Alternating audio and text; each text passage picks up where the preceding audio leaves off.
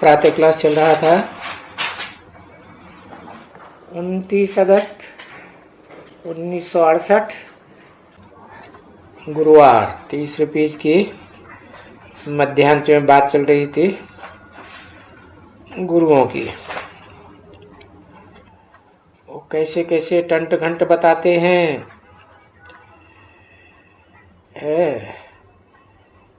कहते हैं कि कान बंद करो तो घंट बजेगा।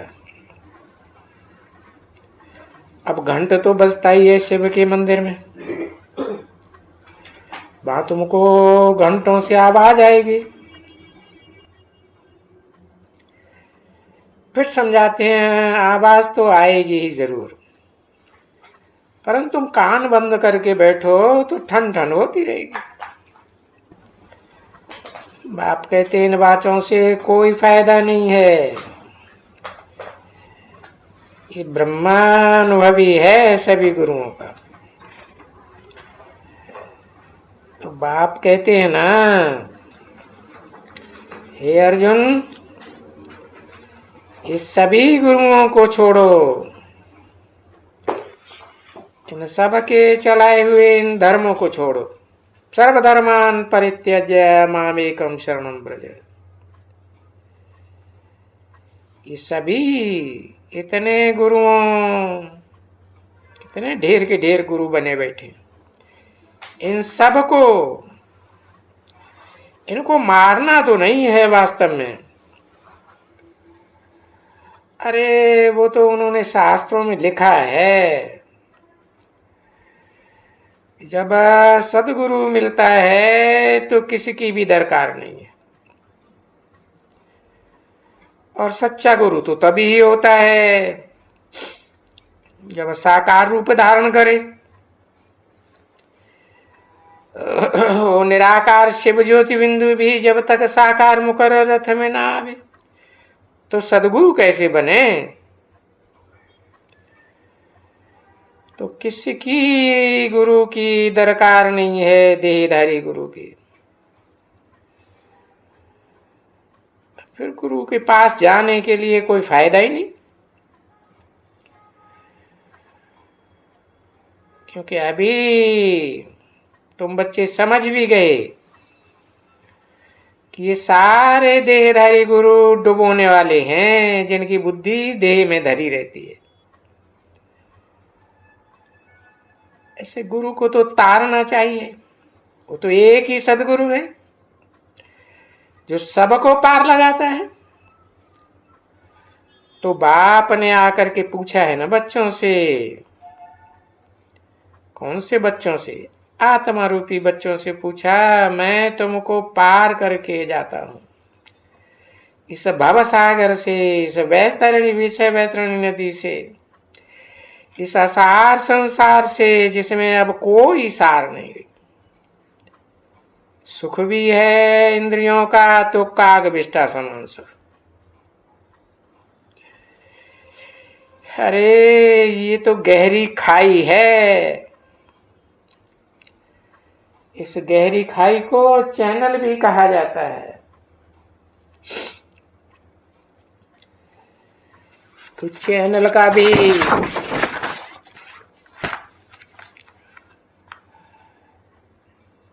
तैरना तो समझ जाते हैं ना, है? कैसे करते हैं? बायजोली करते हैं ना, घड़ी घड़ी नीचे घड़ी घड़ी ऊपर होते हैं। तुमको तो जिन्नात की कहानी बताई है, चढ़ो और उतरो। तो यही है, हमें उन राहों पर चलना है जहां चढ़ना और जहां गिरना और संभलना है। तो धीरज धरना है, घबराना नहीं है। हमको तो पक्का निश्चय कर देना है कि आखिरी पार ही जाना है। काहे से पार जाना है? इस विषय सागर से पार जाना है।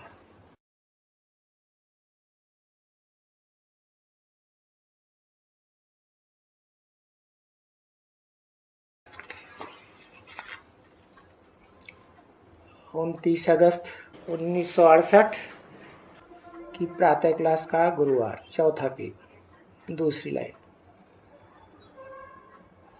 तो अभी विषय सागर से पार जाना ये कोई शरीर से तैरने की बात थोड़ी है,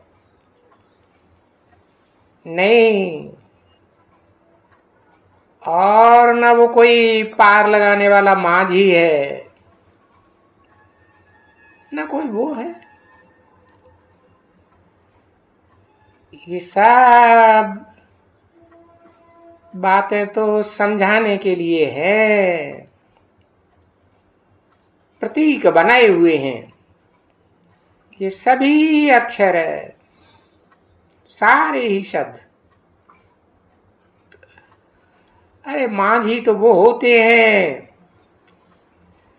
जो लकड़ी की बोट चलाने वाले होते हैं। ये शरीर भी तो लक्कड़ बुद्धि बन जाता है आखिरी जन्म में। इसको भी तो नाव कहो, जहाज कहो। शास्त्र में तो लिखा है ना, शंकर चाप जहाज जे ही चढ़े उतरे पार नर, बूढ़ सकल संसार। अब उसको शरीर रूपी नैया को, जहाज को नैया जहाज नहीं कहेंगे तो क्या कहेंगे?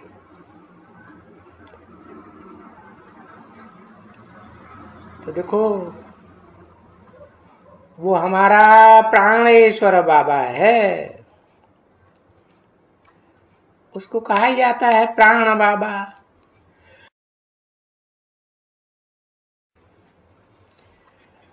क्योंकि आकर के प्राणों का दान देते हैं। प्राणवायु कही जाती है ना, प्राण निकल जाते हैं तो कुछ भी नहीं रहता। तो देखो, तुम बच्चों को अमर बनाते हैं ना, तो देखो ये प्राण आत्मा को ही कहा जाता है। कोई है आत्मा जो आत्म स्थिति में रह करके शांत रहती है। उसे कभी भी किसी ने अशांत होते हुए नहीं देखा होगा।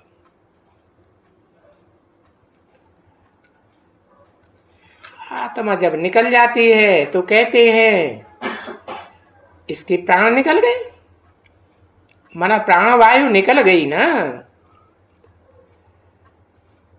तो प्राणवायु निकल गई तो बाकी तो कुछ भी नहीं रहा। तो क्या निकल गए भाई? प्राण माना आत्मा निकल गई।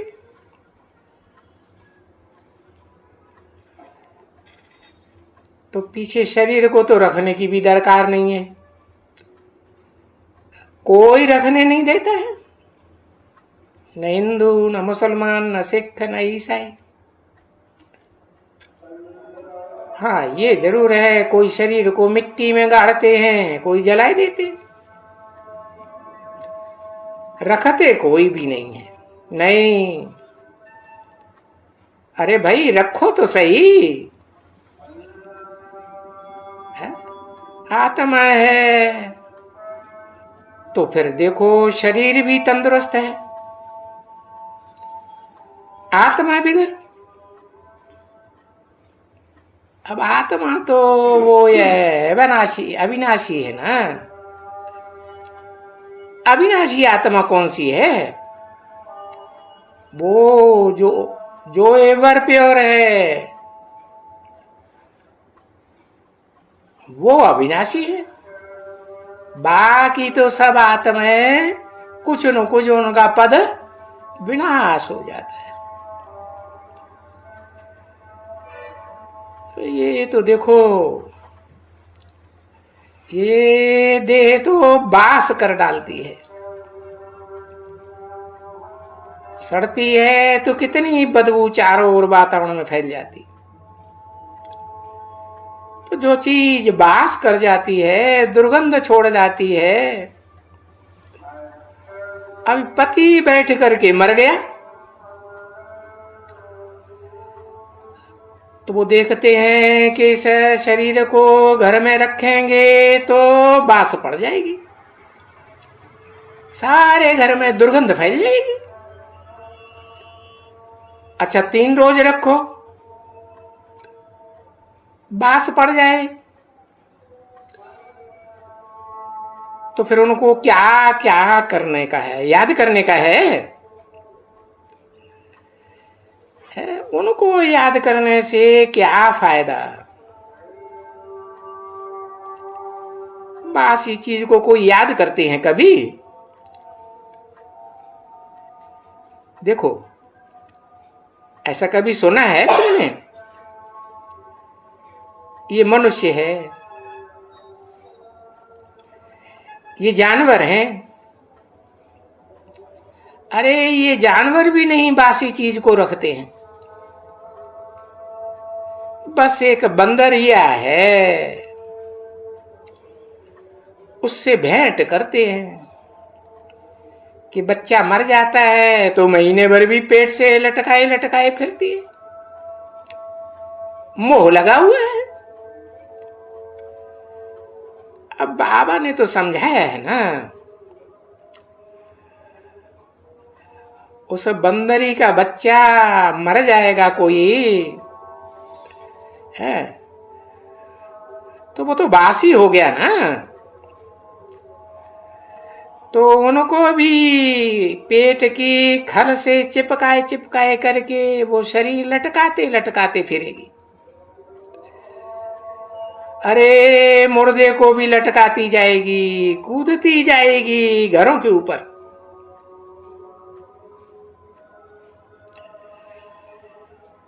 तो वो बंदर भी तो जानवर है ना, उनको बास नहीं होती है। अब तुम तो मनुष्य हो, तुम्हारी तो 10 इंद्रियां सक्रिय हैं। सब जानवरों में तो उतनी इंद्रियां नहीं होती है। शरीर छोड़ते हैं तो बोलो, निकालो भाई इस शरीर को, जल्दी घर से बाहर निकालो। और ये बाप, सुप्रीम सोल बाप ने तो बहुत अच्छी तरह से समझाया है। किसको? जो आत्मिक स्थिति की सुपरमेसी धारण करने वाले बच्चे हैं, उन मीठे मीठे बच्चों को अच्छी तरह से समझाया है कि ये भी कायदा है कि जब शमशान घाट ले जाते हैं तो समझते हैं ना, कहां पधारा? कहेंगे स्वर्गधाम पधारा। अब स्वर्गधाम पधारा तो जहां से उठाकर ले जा रहे हैं उस नरक के पिछाड़ी टांग होनी चाहिए, लात होनी चाहिए। है बुद्ध रूपी पांव की बात। तो तुम बच्चे इसे दुनिया को लात मारते हो। तो पहले तो मुंह इस दुनिया की तरफ था है, और टांग शमशान की तरफ ले जाते हो।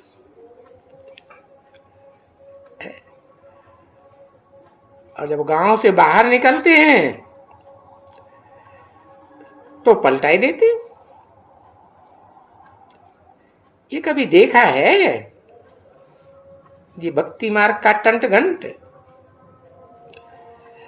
अरे उन भक्तों को तो ये भी कुछ पता नहीं है कि हम ऐसा क्यों करते हैं। और फिर जब शमशान के अंदर घुसेगा ना, गांव या शहर की हद को छोड़ करके,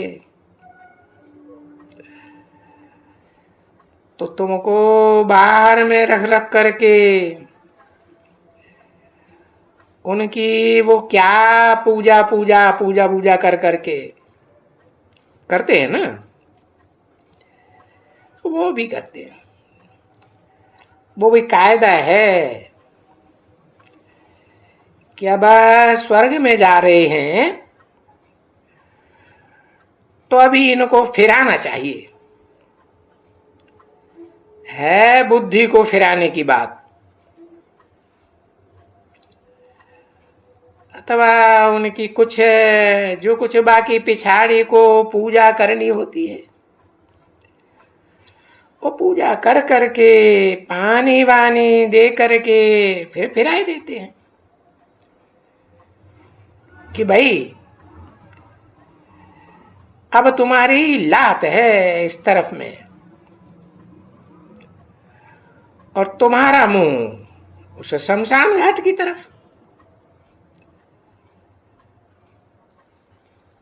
जहां यादगार शिव के मंदिर बनाए जाते हैं। तो देखो कृष्ण को भी तो ऐसे ही किया होगा। इस समय में तो एक्यूरेट ज्ञान सहित इनको दिया है, इनको है वही 16 कला संपूर्ण कृष्ण की आत्मा को दिया है ना। अब ये कृष्ण का शरीर तो नहीं है, ये तो बच्चों को समझाई दिया है कि इनका नाम, इनका रूप, या जो आत्मा शरीर लेती है जन्म जन्मांतर है, उसका नाम रूप फिरता जाता है, बदलता जाता है, कभी एक कभी दूसरा। ये कितने मिसाल हैं, अरे कितनी बातें किस लिए समझाई जाती हैं इतनी देर, क्या करने के लिए? बन मना भव बनने के लिए।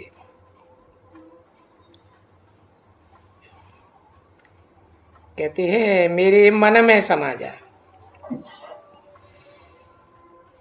है मन माने दिल,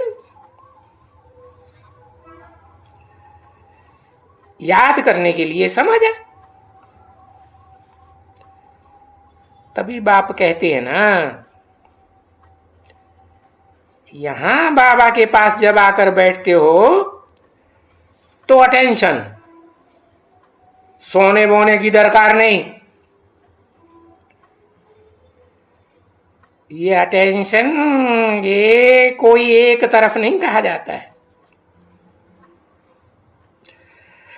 अरे ये अटेंशन तुम्हारे लिए फॉर एवर, जब तक जीते हो तो अटेंशन ही रखना है।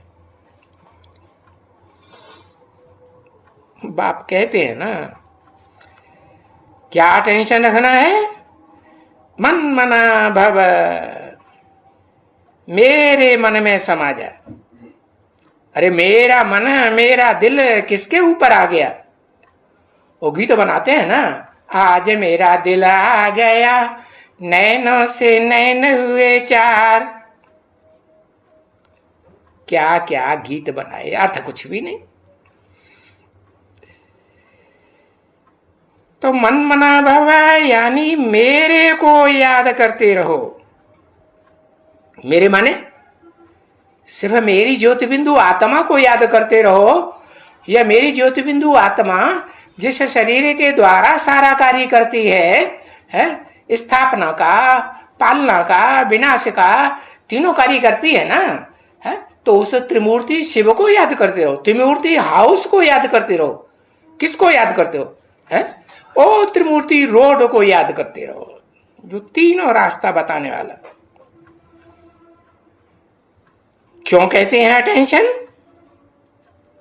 अरे ये अटेंशन जरूर सारी लाइफ रखनी है, जब तक जीना है तब तक पीना है।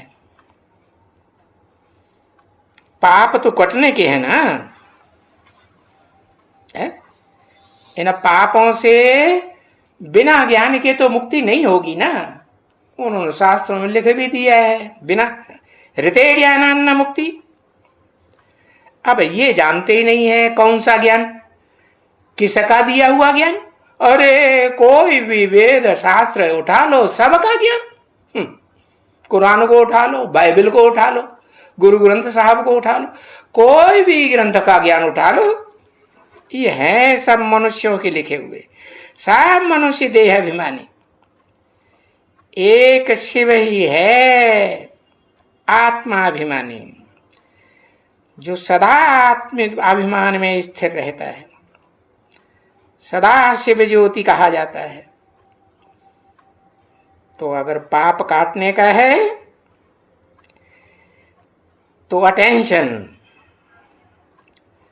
और याद नहीं करेंगे तो पाप नहीं कटेंगे। है किसको? अपनी आत्मा को। है अपनी आत्मा को क्या याद करें? तो आत्माएं तो सब भोगी है।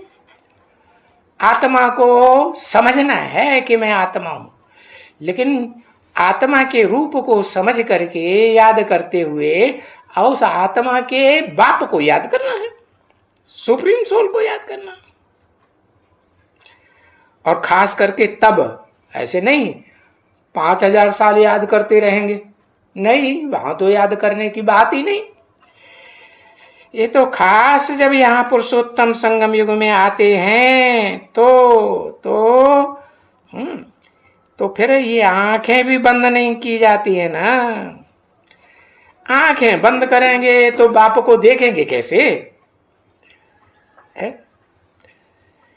अरे बाप फिर तो जान जाते हैं कि जब कोई आंखें बंद करके बैठते हैं, या समझो कि उनको पिनकी आती है, झुटका आता है, तो कई हैं, कोई कहते हैं, अरे मेरे को तो यह आदत है आंख बंद करने की, आंख बंद करने की, बैठने की आदत है। क्यों? अरे वो सन्यासी लोग भी होते हैं, आंखें बंद करके बैठते हैं। खास करके जब माताओं को देखते हैं, तो आंखें खोलते ही नहीं है। कोई हैं, सब ऐसे नहीं हैं। नंबरवार पुरुषार्थ अनुसार तो सब में होते हैं ना। सब धर्मों में भी अच्छे से अच्छे भी होते हैं, बुरे से बुरे भी होते हैं। ऐसे भी बच्चे महात्माएं होते हैं जो इस तरफ में पुरुष और पिछाड़ी की तरफ में माताओं कन्याओं को बैठावेंगे, क्योंकि माताओं का मुंह भी नहीं देखते हैं। मुंह देखेंगे, आंखों से संग करेंगे तो रंग लग जाएगा। परंतु ऐसे कोई बिरला सन्यासी होते हैं, सब नहीं। तो अनेक प्रकार के सन्यासी होते हैं।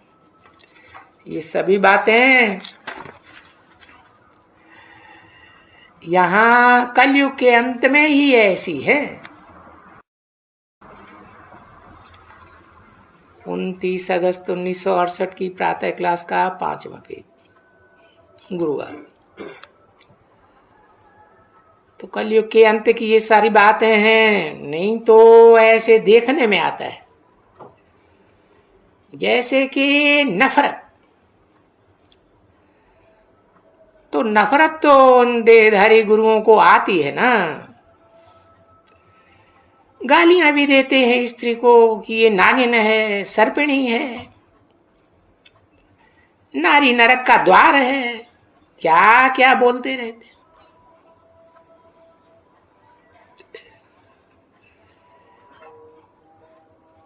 इस नारी का संग होने से ही ये डस लेगी।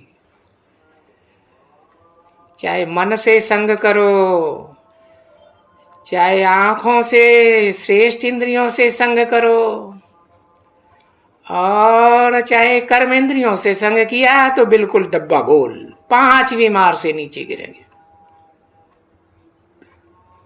अब ये नहीं समझते हैं कि सर्व तो पहले वो पुरुष ही है ना। जो द्रौपदी ने कहा कि बाबा इन सर्पों को बेलो बोलो, इन दुशासनों को बोलो कि मेरे को जोर जबरदस्ती नगन न करें। हाँ, कहा था ना। तो वो लोग समझते हैं कि फिर सब स्त्रियां सर्पिणी हैं। कहते तो दोनों है ना एक दो को, सर्प सर्पिणी। तो समय समय पर ये सब बातें सिद्ध होती हैं कि भाई वो कहते हैं ना गुरु लोग, सन्यासी खास ये नागिन है। वो भी आकर के जब ये समय आती है, और ये अभी का समय है ना, कलयुगांत है, जब उस द्रौपदी ने पुकारा है, और वो एक द्रौपदी की बात नहीं है, तुम सब द्रौपदियां हो, तुम सब सीताएं हो, सब रावण के बंधन में फंसी हुई द्रौपदियों ने पुकारा है कि ये दुशासन हमको नगन करते हैं, है दुष्ट कर्मेंद्रियों का शासन करते हैं ना, बलात्कार करते हैं, जबरदस्ती करते हैं। तो द्रौपदी और दुशासन, तो वो दोनों का मेल हो गया। अब द्रौपदियां तो वो माताएं हुई है, कन्याओं को द्रौपदी तो नहीं कहेंगे। अभी देखो, है एक मिसाल, कितने पति थे, है? कितनी जगह मन बुद्धि जाती थी, है? कितनी जगह आंखें जाती थी बातें सुनने के लिए, बोलने के लिए, एक जगह की 20 जगह। उनको कहते हैं द्रौपदी। तो है माताओं की बात, बाकी कन्याओं की बात नहीं। पर कन्याओं की बात है, कन्याओं को तो पता ही नहीं है, व्यभिचार का पता है नहीं। अभी देखो, एक द्रौपदी का मिसाल दिया है, तो अव्वल नंबर का मिसाल देंगे कि द्वयम तयम सबका मिसाल देंगे। अव्वल जो ओटे सो अर्जुन, ऐसे कहा जाता है ना। तो इस मिसाल के कारण, ये झूठ बात डालने के कारण ये सभी बातें पैदा होती है। तो देखो, द्रौपदी को पीछे 5 पति दे दिए। पीछे मैंने कब, शादी होने के बाद या पहले से ही? शादी होने के बाद 5 पति दे दिए। तो ये रस्म पड़ गई है, रिवाज पड़ गई 5 पति करने का, स्त्रियों की रस्म पड़ गई। देखो, देहरादून की तरफ एक गांव है चकराता,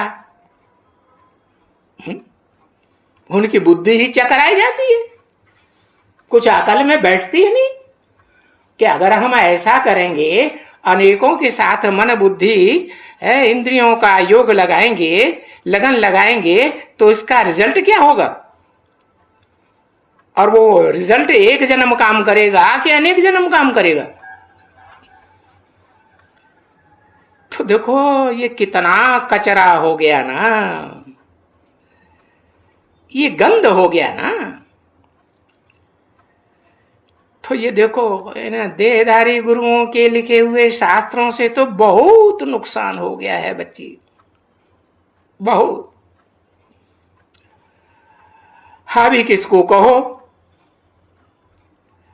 कि भाई ये अनेक ढेर सारे देहधारी मनुष्यों के शास्त्र लिखने पढ़ने से ये सीढ़ी अनेक जन्मों की नीचे उतरनी होती है। सतयुग 16 कला संपूर्ण से नीचे उतरते उतरते कलयुग कलाहीन स्टेज में पहुंच जाते हैं, और ही नीचे गिरते ही जाते हैं शास्त्र पढ़ने से। तो देखो कितना वो पतन होता है। अभी बेहद के शास्त्र कौन से हैं?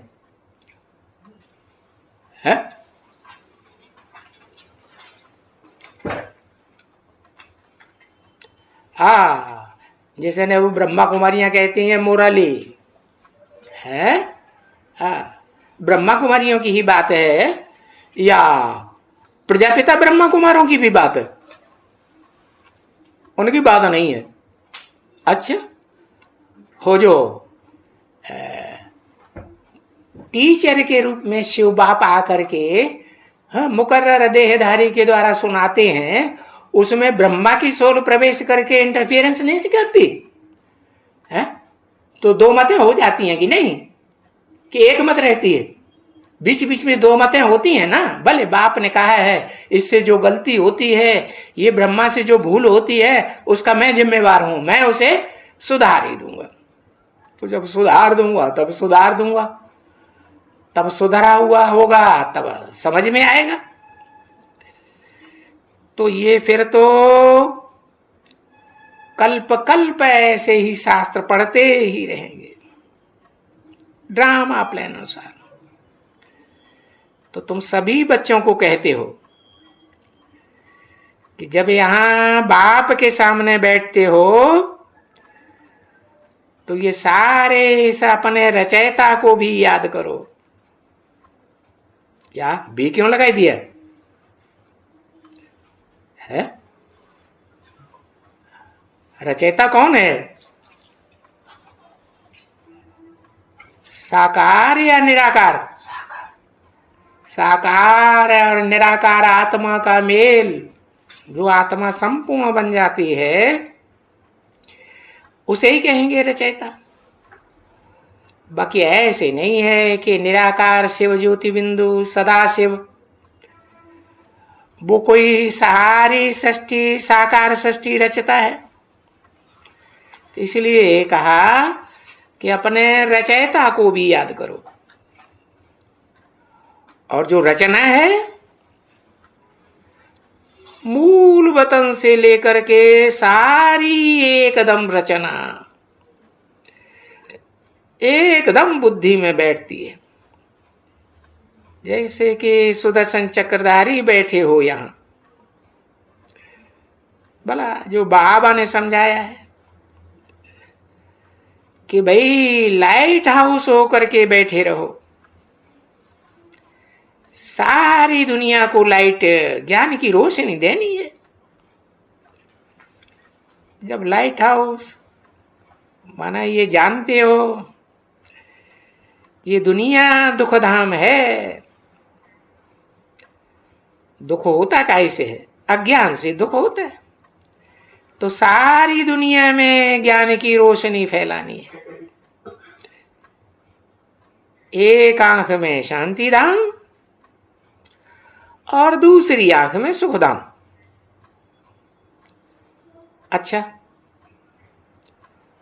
उस याद में बैठने के लिए भी तो बाबा नमूना बताते हैं ना। एक भी नहीं छूटे तो दूसरी बात में याद करो।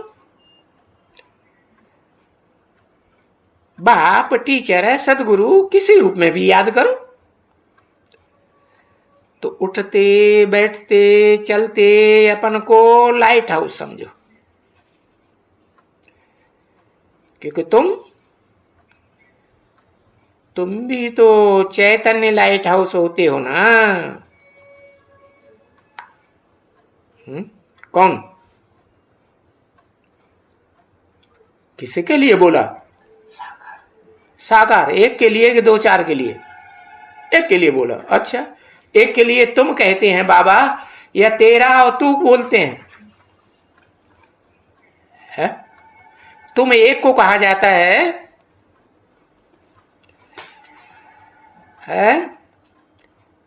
तुम भी तो चैतन्य लाइट हाउस होते हो ना। तो ये अपनी भी तो संभाल करते रहो, अपना भी तो कल्याण करते हो ना। और लाइट हाउस का तो अर्थ भी यही है ना, मन मना भव, मेरे मन में मेरे दिल में समा जा। किसने बोला? ऊपर वाले ने। उसका मैंने कौन है? उसका दिल कौन है? किसको कहा जाता है दिलवाड़ा बाप? एक एक की दिल लेने वाला। तो बाप कहते हैं जब भी चलते हो, घूमते हो, फिरते हो, तो भी अपन को लाइट हाउस जरूर समझना है ना। ओम शांति।